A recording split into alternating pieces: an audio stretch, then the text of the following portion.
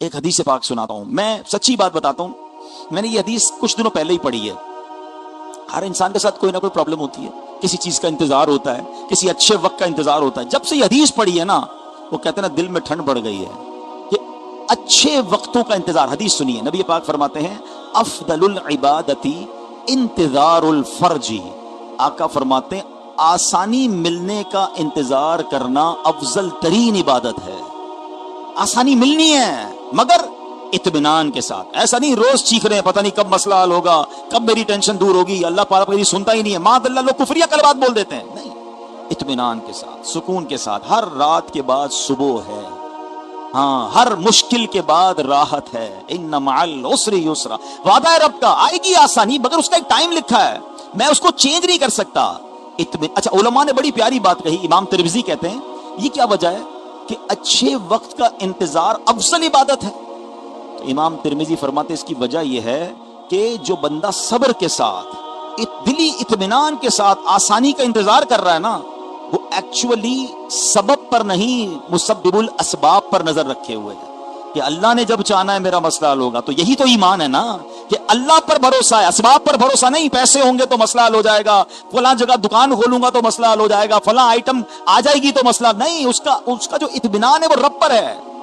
اللہ اکبر، اس لیے فرمایا یہ افضل ترین عبادت ہے۔ اب آپ جس بھی ٹینشن میں ہیں، کوئی میرا بھائی یہاں قرضے میں ہوگا، کسی کو روزگار کا مسئلہ ہوگا، کسی کی بیماری کا پرابلم ہوگا، کسی کا بچہ نہیں ہو رہا ہوگا، کسی کے بچے کے یہاں اولاد کا پرابلم ہوگا، جو پرابلم ہے آپ کا، اب اگر غور کر لیں کہ یہ حل جب ہونا ہے جب میرے رب نے چاہنا ہے، اور میں اس کا انتظار کروں اطمینان کے ساتھ، دلی اطمینان کے ساتھ، اللہ پر بھروسہ کر کے، یا اللہ تیری مرضی پر میں راضی ہوں، جب تو نے چاہنا ہے میرا مسئلہ حل فرمانا ہے، جتنا عرصہ انتظار کرو گے نا اتنا عرصہ عبادت کا ثواب ملتا رہے گا۔ کمال ہو گیا نا؟ مزہ پتہ کیا، یاد رکھیے اللہ کی رضا پر راضی رہنا کمال ہے۔ وہ بڑا پیارا شعر ہے نا بابا حضرت حق باہو کا، جے سونا میرے دکھ وچ راضی میں سخنوں چلے پاوا ہوں۔ کہتے ہیں اللہ میرے دکھ میں راضی ہے نا تو میں نے سکھ کو پھر چولہے میں ڈال دینا ہے، سکھ کا کیا کرنا ہے؟ مجھے ایک بات بتاؤ، دنیا کی ساری نعمتیں ہوں اور اللہ راضی نہ ہو، وہ سکھ ہے یا کسی تکلیف میں ہوں اور اللہ اس پر راضی ہے؟ تو بتاؤ نا مومن کو کیا چاہیے؟ میرا رب راضی رہے، کیونکہ اگر تکلیف بھیجی ہے تو کس نے بھیجی ہے؟ حضرت رابعہ بصریہ کا واقعہ سنو، یہ بات اور سمجھ آ جائے گی۔ ایک بار آپ کہیں جا رہی تھی، آپ کے سر پر اینٹ لگی، سر پھٹ گیا، خون نکلنے لگا۔ اب آپ بتائیں ہماری موٹر سائیکل کو کوئی ٹکر مار دے، ہماری گاڑی کو کوئی سائیڈ مار دے، بلکہ چلتے چلتے ہمارے پیر پر ہی کوئی ٹھوکر لگا دے، اتنا چیختے چلاتے، یار ہو گیا نا، نصیب میں لکھا تھا، نہیں، بدلہ لینا ہے، شور بچانا ہے، چھوٹی سی بات کا بتنگڑ بنانا ہے، صبر نہیں ہے، برتن ٹوٹ جائے گھر میں ملازم سے تو اس کی خیر نہیں، بچے کے ہاتھ سے گر جائے تو اس کی خیر نہیں، آپ کے سر پہ اینٹ گری، سر پھٹ گیا، نو ری ایکشن۔ لوگوں نے کہا حضرت آپ بی بی آپ کا سر پھٹ گیا ہے، خون نکل رہا ہے، آپ کو تکلیف نہیں ہو رہی؟ آپ کچھ کوئی منہ سے الفاظ ہی نہیں نکالا۔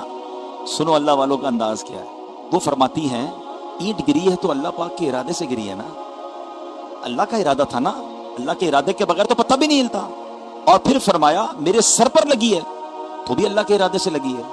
اب یہ اینٹ کا گرنا بتا رہا ہے کہ اللہ پاک کا ارادہ مجھ سے متعلق ہوا ہے، یعنی اس ارادے نے اللہ کی رحمت کی توجہ مجھ پر ہوئی ہے نا، تو مجھے تو اتنی خوشی ہو رہی ہے، مجھے تکلیف ہی نہیں ہو رہی ہے۔ رب نے فیصلہ فرمایا نا میرے لیے، رب کے ارادے کی توجہ ہوئی ہے میری طرف، متعلق ہوا ہے مجھ سے، میں اس پر راضی ہوں۔ اب یہ سمجھنا، جس دن آپ کو بات سمجھ آ گئی نا کہ جو ہو رہا ہے نا میرے ساتھ یہ اللہ کی مرضی کے بغیر نہیں ہو رہا ہے، اس کا مطلب پتہ ہے کیا؟ یہ میرا ٹیسٹ لیا جا رہا ہے، مجھے آزمایا جا رہا ہے۔ اور یہ بھی رب نے قرآن میں فرما دیا ہے، مسئلہ یہ ہم قرآن پڑھتے نہیں ہیں، اس بار رمضان میں قرآن انڈرسٹینڈ کرو نا یار، ماہ قرآن کو تفہیم قرآن کا مہینہ بنا لو۔ اب کتنا مشہور آیت ہے، میں پڑھوں گا تو آپ سب نے کئی بار سنی ہوگی، اللہ قرآن میں فرماتا ہے غالباً سورہ بقرہ میں ہی نا، وَلَنَبْلُوَنَّكُمْ، ان قریب تمہیں آزمائیں گے۔ ایسا نہیں کہ کب کسی کو آزمائیں گے کسی کو نہیں آزمائیں گے، یہ سب کے ساتھ ہونا ہے۔ وَلَنَبْلُوَنَّكُمْ بِشَيْءٍ، لسٹ بھی دے دی، من الخوف والجوع والنقص من الاموال والانفس والثمرات، ہم تمہیں آزمائیں گے ان 5 چیزوں سے۔ کیا کیا ہوگا؟ خوف آئے گا، کبھی کبھی ہوتا ہے نا، دشمن کا خوف آ جاتا ہے، مال لٹنے کا خوف آ جاتا ہے، حالات خراب ہو جاتے ہیں، کسی کا معاذ اللہ زیادہ پیسہ ہو، لوگ پیسہ بہت مانگتے ہیں، زیادہ پیسہ ہو تو اور ڈر لگتا ہے بھائی اغوا نہ کر لیا جائے، اس کی الگ، میں نے کہا نا پیسوں والوں کے الگ مسائل ہیں، یہ غریبوں کو سمجھ نہیں آئیں گے، غریبوں کے الگ مسائل ہیں جو شاید پیسے والوں کو سمجھ نہیں آتے۔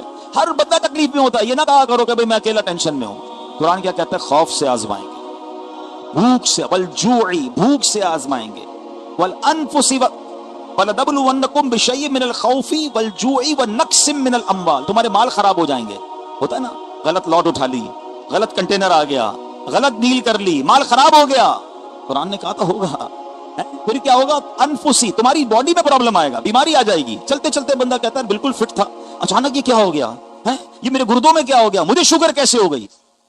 ہونا تھا، یہ اللہ کی مرضی تھی، اللہ نے قرآن میں فرمایا نا۔ پھر آگے کیا فرمایا؟ ثمرات، پھل بھی خراب ہوں گے، باغ والوں کے پھل خراب ہوتے ہیں، لوگوں کی فصلیں خراب ہو جاتی ہیں۔ یہ ساری لسٹ دینے کے بعد اللہ نے کیا کہا کہ جو یہ ہوگا نا، آگے فرمایا وَبَشِّرِ الصَّابِرِينَ، خوشخبری ہے صبر والوں کے لیے، ٹیسٹ ہوگا، پاس ہونے والوں کے لیے خوشخبری۔ وہ کیا کرتے ہیں؟ الذین اذا اصابتهم مصیبہ، جب ان پر کوئی مصیبت آتی ہے، پریشان ہو جاتے ہیں، تو کیا کہتے ہیں؟ قالوا انا للہ وانا الیہ راجعون، اللہ ہی کا مال ہے، اللہ ہی کی طرف لوٹ کر جانا ہے۔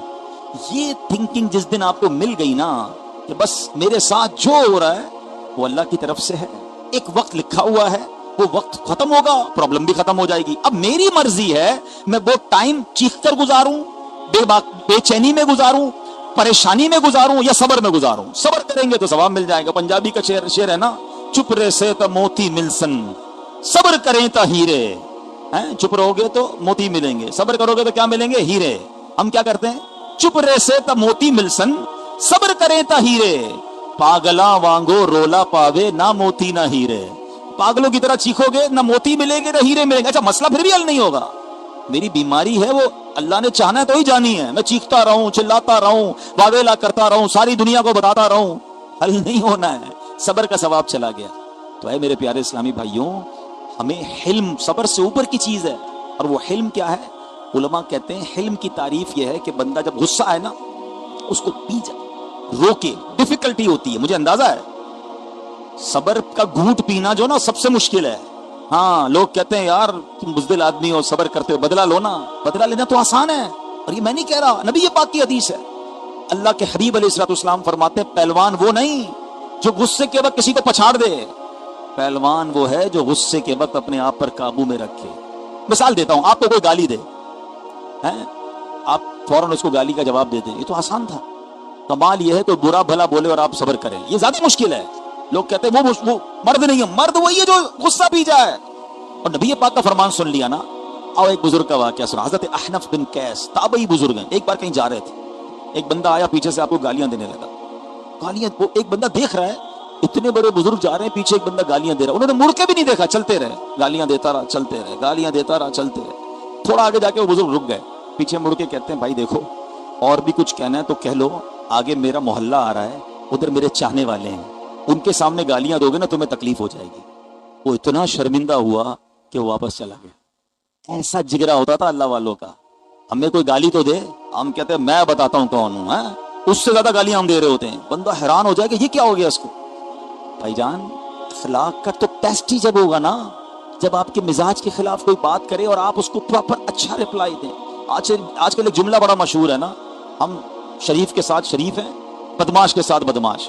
بھائی یہ کون سا بٹن لگا ہوا ہے آپ کے اندر کہ بدماش سامنے آتا ہے آپ بھی بدماش بن جاتے ہیں؟ نہیں، شریف وہ ہوتا ہے جو شریف کے ساتھ بھی شریف ہے، بدماش کے ساتھ بھی شریف ہے، جب بھی تو شرافت آگے بڑھے گی نا۔ ہم اچھا نعتیں سب کو یاد ہوں گی، سلام اس پر کہ جس نے گالیاں سن کر دعائیں دی، سلام اس پر کہ جس نے خون کے پیاسوں کو قبائیں دی، مگر کبھی ہم نے گالیاں سن کر دعائیں دی؟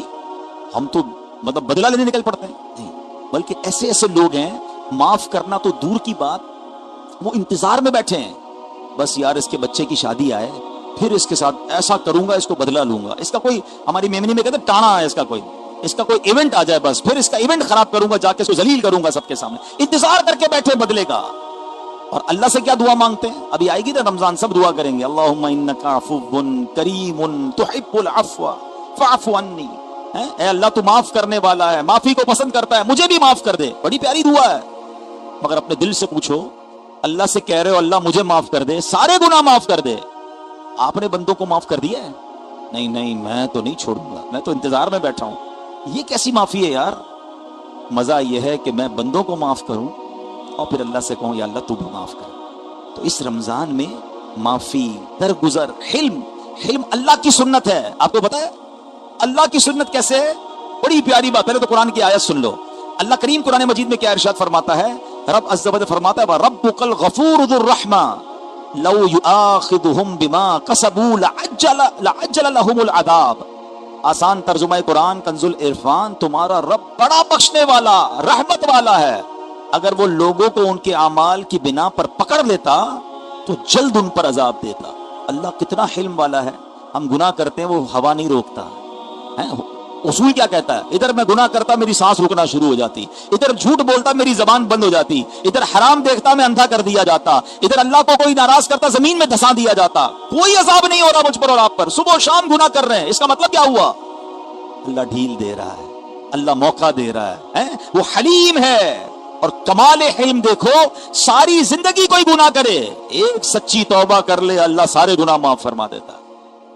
اچھا سبحان اللہ، کیسا مزہ آیا نا سن کر. اللہ سارے گناہ معاف کر دیتا ہے. ہم کیوں نہیں معاف کرتے؟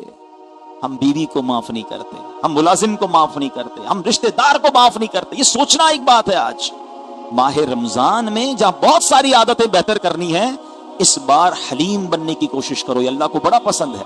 غصہ پینے والا. اور حلیم کون ہوتا ہے؟ کہ اس کو اتنی عادت ہو جائے غصہ پینے کی، یا تو غصہ ہی نہ آئے، یا غصہ آئے تو زور نہ لگانا پڑے غصے کو روکنے کو، عادتاً ہی بندہ برداشت کر جائے. یہ بڑی سعادت کی بات ہے جو حلیم بن جائے، جس کی طبیعت پہ حلم آ جائے. نبی پاک حلیم، تمام انبیاء حلیم، حلم والے. اور خود رب عز و جل حلم والا، وہ حلیم ہے. اس کا ایک نام ہے، صفتی نام ہے حلیم. ہم کب بنیں گے؟ تو پلیز اس رمضان میں لڑائی جھگڑا مت کرنا. یہ رمضان بڑی برکت والا مہینہ ہے. میں آخری بات کرنا چاہتا ہوں. رمضان کی برکتیں امام صاحب اور ماشاءاللہ مبلغین علماء بیان کرتے، بچپن سے سن رہے ہیں. نفل کا ثواب فرض کے برابر، فرض کا ثواب 70 گنا. روزانہ افطار کے وقت 10 لاکھ بخشے جاتے ہیں. رمضان کی راتوں میں دعائیں قبول ہوتی ہیں. رمضان کا جمعہ کا دن آ جائے تو ہر گھڑی 10 لاکھ بخشے جاتے ہیں. کمال ہی کمال ہے نا. اللہ نے اتنا بڑا احسان کیا. بس اللہ سے دعا کرو اے اللہ رمضان خیر سے مل جائے. ہاں رمضان سے پہلے بھی تو جا سکتے ہیں نا دنیا سے. بڑی پیاری دعا اسی لیے بار بار ہم کر رہے ہیں کہ اللہم بلغنا رمضان بالصحت وعافیہ. اللہ رمضان سے ملا دے، اور ایسا ملائیو مالک کے صحت بھی ہو، عافیت بھی ہو، پورے روزے رکھ سکیں، پوری تراویح پڑھ سکیں. لاٹری نکلنے والی ہے ہماری انشاءاللہ. رحمتوں کے دروازے کھل جائیں گے. سب سے بڑا دشمن شیطان، اسی کو بند کر دیا جائے گا. مگر جو میں جس پوائنٹ کی طرف لانا چاہ رہا ہوں، بلیسنگز آف رمضان، برکتیں رمضان کی، میں ساری رات بیان کروں تو بیان ختم نہیں ہوگا. مگر ایک چیز بھول جاتے ہیں ہم، جس کو فوکس کرنا بڑا ضروری ہے. پہلے کہ اللہ کی رحمت کا اور اس کی قدرت کا قانون سمجھ لو. جب بھی کسی دن یعنی وقت، کوئی بھی وقت مقدس ہوگا یا مقام مقدس ہوگا، اس وقت یا اس مقام میں اگر کوئی اللہ کی نافرمانی کی جائے گی نا، گناہ کیا جائے گا، اس کی پنشمنٹ بھی زیادہ ہوگی. اب اس کو آسان لفظوں میں سمجھاتا ہوں. ہم اگر ابھی کپڑا مارکیٹ میں ہوتے ہیں اور اللہ نہ کرے ہم میں سے کوئی بھائی گناہ کرے، بالکل گناہ ہے، مگر وہی گناہ مسجد میں آ کر کرے، زیادہ بڑا ہو جائے گا نا. یار اللہ کے گھر میں آ کے کیا کر رہے ہو یار؟ ادھر جھوٹ بول رہے ہو، ادھر ماد اللہ گانے باجے، ادھر فلمیں ڈرامے، لوگ مارنا شروع کر دیں گے. اللہ کے گھر میں آ کے کر رہے ہو، کیوں؟ باہر بھی تو کر رہا تھا بھائی، باہر الگ چیز تھی، مسجد میں آ گیا بھائی، توبہ کر. صحیح ہے نا؟ مقام بدلا، سیویریٹی بڑھ گئی، پنشمنٹ اور عذاب بڑھ گیا. مقدس مقام میں نہیں ہو سکتا یہ. مکے میں جا کر کوئی گناہ کرے، ایک نیکی 1,00,000 نیکی کے برابر، ایک گناہ 1,00,000 گناہ کے برابر. کیوں بھائی؟ اس کا مقام ہی ایسا. یعنی تم مکے عبادت کرنے دنیا آتی ہے اور تم ادھر آ کے گناہ کر رہے ہو حدود حرم میں. بات سمجھ آ رہی ہے؟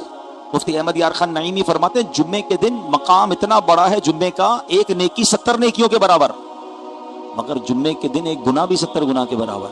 لوگ اس کو بھول جاتے ہیں. یعنی کسی بھی صورت میں جمعہ کے دن آئے تو مجھے گناہ نہیں کرنا چاہیے. یار 70 ملٹیپلائی ہو جائے گا بھائی. اب آؤ رمضان.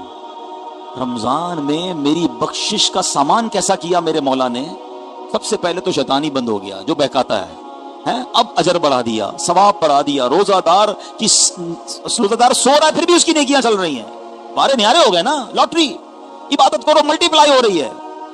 اب رمضان میں کوئی گناہ کرے، ہاں یہ یاد رکھنا وہ بڑا خطرناک معاملہ ہے. حدیث پاک میں سناتا ہوں آپ. حدیث پاک کا جز ہے جو رمضان میں ایک گناہ کرے اس کے 1 سال کے اعمال برباد کر دیے جائیں گے. ہم یہ بھول رہے ہیں. ہم روزے رکھ رہے ہیں، تراویح بھی پڑھ لیتے ہوں گے، تلاوت بھی کر لیتے، مگر گناہ نہیں چھوڑ رہے. اس کو کیوں بھول رہے ہو آپ؟ یعنی مجھے اور آپ کو میرا ماننا یہ ہے زیادہ توجہ اس بات پر دینی ہے کہ گناہ نہ ہو. نیکیاں تو پھر بھی ہو جاتی ہیں یار, روزہ رکھ کون چھوڑتا ہے ماشاءاللہ ہم میں سے, وہ بدنصیب ہے جو روزے نہیں رکھتے, لیکن گناہ بھی نہیں چھوٹتے. ایک بار مولا علی شیر خدا نے ایک قبر والے کو دیکھا, اللہ کے ولی تھے, قبر میں نظر پڑتی تھی, آپ نے دیکھا عذاب ہو رہا ہے, اللہ سے عرض کیا مولا اس کو بخش دے. فرمایا اے علی اس کی سفارش نہ کریں. تو مولا کیا وجہ ہے؟ فرمایا اے علی یہ بندہ دن میں روزے رکھتا تھا, رات گناہوں سے باز نہیں آتا تھا. مجھے بتاؤ جو دن میں روزے رکھے رات گناہ سے نہ بچے, مولا علی سفارش کریں تو روک دیا جائے. وہ الگ بات ہے کہ اللہ پاک کی بارگاہ میں آپ نے بہت گریہ وزاری کی, اللہ نے اس کی بخشش کر دی, مگر اس کا کیا ہوگا جو روزے ہی نہیں رکھتا؟ اس کا کیا ہوگا جو روزے رکھ کر جھوٹ بھی بول رہا ہے؟ اصل میں ایک بات سمجھنی ہوگی, اگر آپ غور سے میری بات سمجھیں نا جو میں سمجھانا چاہ رہا ہوں. ہم سب نے سب سے پہلے یہ چیک کرنا ہوگا کہ کن کن گناہوں میں میری عادتیں ہیں جو مجھے بند کرنے, مجھے وہ سارے دروازے بند کرنے جہاں سے مجھ سے گناہ ہو جاتا ہے. I have to close all the doors. اور اس کے لیے غور تھوڑی دیر بیٹھنا پڑے گا, ایسا نہیں ہوگا. یہ بٹن نہیں ہے چاند دکھے گا تو جھوٹ کا بٹن بند ہو جائے گا, غیبت کا بند ہو جائے گا, بدنگاہی کا بند ہو جائے گا, حرام کا یہ بند کرنے پڑیں گے ورنہ چلتے رہیں گے. لوگ یہ سوال بھی کرتے ہیں یار گناہ کیسے ہو جاتا ہے, شیطان بند ہے. علماء نے بڑی پیاری مثال دی, سائیکل چلائی ہوگی آپ نے, کہا سائیکل کے پیڈل مارتے رہو پھر چھوڑ دو پھر بھی سائیکل چلتی ہے. بولا 11 مہینے اتنے پیڈل مارے ہیں شیطان نے ہمارے اوپر اور ہم بھی چل رہے ہیں اس کے ساتھ کہ باقی مہینہ ہم خود ہی چلا لیتے ہیں. تو بھائی بند کر بریک. اچھا پیڈل والی سائیکل کو ایک بار روک لو, آپ پیڈل نہیں مارو گے تو نہیں چلے گی نا, بس یہی سمجھ لو فارمولا. ایک بار روک لو گناہ کو, بریک لگا دو, آپ شیطان نہیں کروا سکے گا. ہم بریک ہی نہیں لگا رہے, جھوٹ بولی جا رہے ہیں, غیبت کری جا رہے ہیں, موبائل فون وہی ہاتھ میں ہے, اس کے اندر سارے پیجز بھی وہی ہیں, واٹس ایپ کے گروپ بھی وہی ہیں, فیس بک کے جناب سارے لائکس بھی وہی, جیسے کھولتے کوئی گانا آتا ہے, کوئی فلم آتی, کوئی بے حیائی, ہماری آنکھیں دیکھ رہی ہے. رمضان میں گناہ, پلیز سمجھو اس بات کو, ساری کمائی ضائع ہو سکتی ہے, کروڑوں بخشے جائیں گے, کہیں میں نہ رہ جاؤں, اس گھبراہٹ میں رہنا ہے. ہاں ہر روز یہ دعا کرنی ہے اور اپنے آپ کو چیک کرتے رہیں. اب اس کے 2-3 طریقے بتا دیتا ہوں. پہلی چیز تو یہ ہے کہ آپ اپنے موبائل فون کو سوشل میڈیا سے فارغ کر دیں. 1 مہینہ نہیں دیکھو گے تو کچھ نہیں ہوگا, بس صرف اگر واٹس ایپ کی ضرورت ہے, بات چیت کرنی وہ کریں, باقی نہیں, کیونکہ مجھے پتا ہے میں نے کھولنا ہے تو کہیں اور چلے جانا ہے. یہ میرا گناہوں کا ایک دروازہ میں بند کر دوں.